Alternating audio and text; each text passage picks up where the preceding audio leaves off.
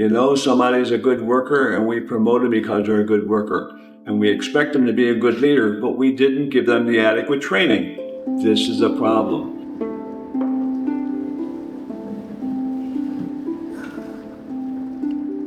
Hi, my name is Michael Wader, and I've been teaching leadership in 15 different countries for the last 30 years, both in the military and in the corporate world. And what I have found is that we got to go back to the basics.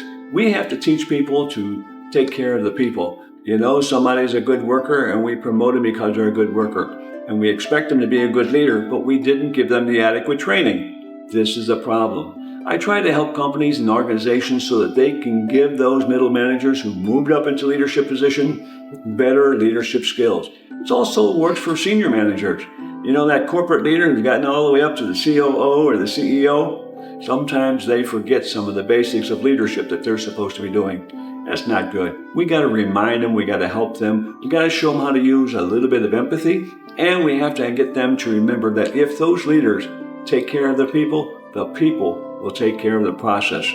One of the skills that leaders need to have is something called empathy. I used to be a leader who really did not care about the people. I didn't care if they lived or died or what happened. I know that's being rude, but I was a bad leader. And then one day, one of my people decided to commit suicide. I didn't know about it, but my boss above me said, "You, Michael, have to help him. You have to try and help this person." I thought, my goodness, I don't know anything about suicide. What am I going to do? But they pushed me into the room and they locked the door behind me. So now I'm stuck. I'm in this room with a fellow who's got a shotgun and wants to commit suicide. What am I supposed to do? I don't know. That day is the first time in my life that I ever used empathy.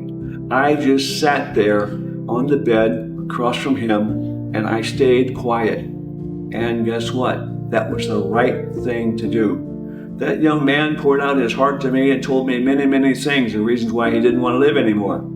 That's the first time I used empathy, and I realized that it is very, very powerful. We need more of the leaders to be talking to their young people and finding out why they're doing the things they're doing. Maybe you might think that their mood is down because they're depressed from work. Maybe they're overwhelmed. Maybe they got some personal problems. You can find out by using a little bit of empathy.